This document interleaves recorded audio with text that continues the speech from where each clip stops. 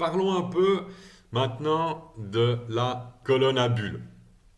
La colonne à bulles, en comparaison de l'autovent, permet une meilleure mise en situation, un travail plus en finesse, une meilleure simulation. C'est beaucoup plus subtil que l'autovent, la colonne à bulles. L'autovent, c'est presque de la musculation des organes liés à la compensation. Musculation des joues, musculation du larynx, musculation de la langue. Par contre, avec la colonne à bulles, on ne peut pas vraiment faire ce travail de musculation qu'on peut faire avec l'autovent et le ballon. Donc, vous voyez comment est fait la colonne à bulles, hein. C'est simplement une réserve d'eau assez profonde avec un tube qui plonge jusqu'au fond. Alors, plus le tube qui plonge est profond, plus il y aura de résistance, hein. C'est la loi de Boyle, ça vous connaissez déjà. Plus c'est profond, plus il y a de pression, donc plus il y a de résistance à, à votre poussée d'air que vous allez faire dans la colonne à bulles avec le nez. Donc le point 1, vous la mettez tout au fond et vous voyez si vous pouvez compenser sans faire de bulles. Si vous ne pouvez pas compenser vos oreilles sans faire de bulles, c'est que la colonne n'est pas assez profonde. Donc vous en faites une plus profonde. Ok. Et puis une fois que si vous arrivez à compenser quand le tube est au fond de votre récipient, vous levez gentiment, vous réduisez la profondeur du fond du tube de manière à trouver cette profondeur seuil qui permette la compensation sans faire de bulle, mais que si vous poussez un tout petit peu plus, vous allez faire une bulle. Vous entendez? Donc, l'exercice qui s'ensuit, vous allez compenser l'oreille, compenser les oreilles, toujours avec le nez, hein. Vous allez faire une bulle. Compensez, faites une bulle, compensez, faites une bulle, compensez, faites une bulle, compensez, faites une bulle. Le fait de faire des bulles va mimer la diminution du volume d'air que vous avez disponible pour compenser. Et donc ça mime ce qui se passe lors d'une descente dans les profondeurs. Mais n'oubliez pas, il faut que vous fassiez un effort de visualisation et de mise en situation. Bien entendu, au fur et à mesure que vous gagnez en proprioception et en finesse, vous tentez de réduire la profondeur et travailler en finesse sur votre compensation. N'oubliez pas, on travaille toujours les deux narines, quel que soit l'outil. Alors maintenant, vous pouvez passer à la colonne à bulles. OK? Donc, compensation, faire une bulle. Compensation, faire une bulle. Compensation, faire une bulle. Voilà, c'est aussi simple que ça. Alors, me voilà donc avec la colonne à bulles. En mémoire à court terme, je ne sais pas si je vous ai déjà expliqué comment on la fabriquait, mais je crois bien que oui, hein. C'est aussi simple que ça. Vous prenez un récipient de flotte, si possible transparent, pour savoir à quelle hauteur vous mettez votre tube. Et puis vous connectez à l'autre extrémité du tube votre adaptateur à narine. Alors j'ai fait juste une petite vidéo avant, vous l'avez vu, où je dis compenser bulle, compenser bulle. Et puis j'ai vu sur Facebook que Pierre avait posé une question à côté avec les blocs T et K. Alors forcément, dans l'atelier, il y a différents niveaux de plongeurs. Il y a ceux qui débutent et puis qui doivent encore arriver à leurs premières 2 minutes d'apnée. Et puis, il y a ceux qui savent ce que c'est un bloc T, un bloc K, un bloc H et tout, machin, qui ont peut-être déjà fait le mouse feel. Voilà. Donc, avec la colonne à bulles, on peut bosser sur ce genre d'exercice. Maintenant, dans la petite vidéo que j'ai fait avant, je dis on compense, on fait une bulle. Maintenant, j'ai oublié de dire que tout ça, il faut le faire en apnée. Donc, vous allez prendre une bonne inspiration, donc il faut trouver votre zone de confort relax et puis ensuite vous allez commencer votre apnée. Alors, il y a un truc qu'il faut que vous sachiez avec les blocs T, bloc K ou mouse feel et tout ça, c'est que on peut pas avoir un suivi constant et régulier à tous les coups. Donc de temps en temps, ça vaut le coup de réarmer. Ok, donc par exemple, si vous passez pour passer de T, T, T en K, vous allez faire des T, des T, des T. Et si vous passez TK d'un coup, vous risquez de couper en deux la zone d'air à disposition et à vous retrouver avec de l'air devant la langue, de l'air derrière la langue et de plus savoir où pousser. Et puis, vous allez foirer votre compense, avaler l'air, et vous allez vous foirer ou générer du stress. Donc, vous allez en T, T, T, T, T, et puis vous réarmez en K. Après, un petit break. Pareil avec le mouse feel, hein, quand vous contractez les joues, vous pouvez les contracter, si je mime,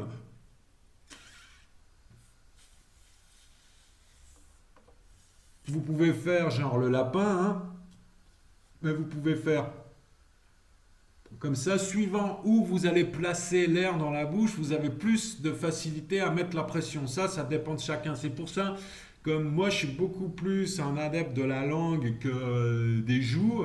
C'est pour ça que je mets les doigts comme ça. Mes joues, elles sont énormes et je réfléchis plus. Moi, c'est le mode hamster. Ok, c'est pas lapin. Ok. Et donc, quand vous faites la colonne à bulles, pareil avec le mouse feel, donc, donc pour finir ce que je disais, vous compressez comme ça, et puis vous avez juste compensé, tac, vous réarmez, vous compressez comme ça, tac, vous réarmez, vous compressez comme ça, d'accord. Pareil avec le T, T, T, T. Bon, si vous faites du Frenzel avec petite charge, vous allez être obligé de recharger. Si vous faites du Frenzel simple avec une charge, une compense, vous allez devoir remettre en place tout le système de compense à chaque fois. Donc, petite charge et compense, compense, charge compense, charge compense, charge compense, charge compense. Donc à chaque fois, vous réarmez le système de compensation. Petite charge, compense, compense, compense, réarmage, passage en T, compense, passage en K, compense, compense, recharge, T, T, T, reload, K, K, K, recharge. Ok, il faut que vous, comme si vous changiez les vitesses sur une voiture, T, T, T, T, T, T, K, K, K, K, K, K, ok. Il est marrant le mec. Alors, donc, un exercice. Donc là, vous voyez la colonne à bulles. Ok. Je prends une petite pause.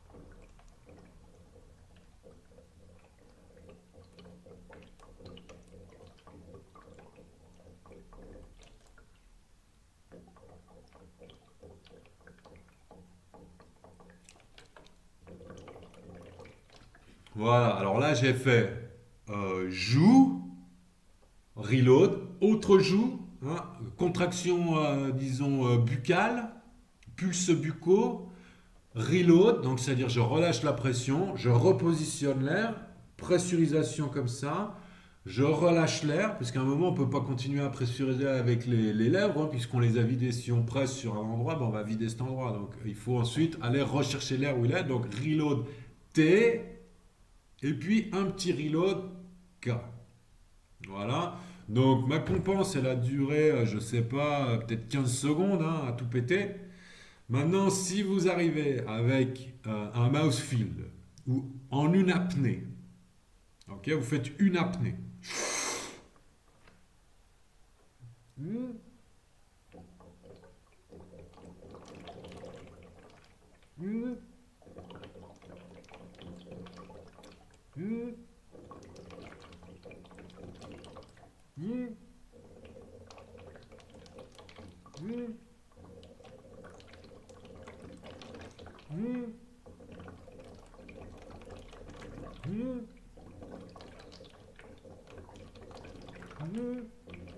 Voilà, ok. Donc vous faites sur une apnée.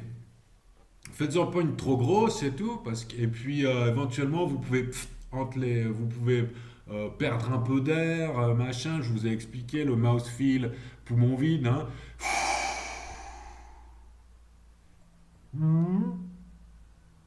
et puis vous utilisez que ça. Alors, si vous arrivez à faire une série de compensations qui dure le temps de votre descente, c'est acquis. Donc, vous pouvez vous chronométrer. C'est pas évident, hein, par exemple, sur un mouse feel, faire un mouse feel, poumon vide, et maintenir bullification, là, de faire des bulles pendant 1 minute et demie, ce qui représente une descente à 90 mètres, euh, c'est costaud, hein.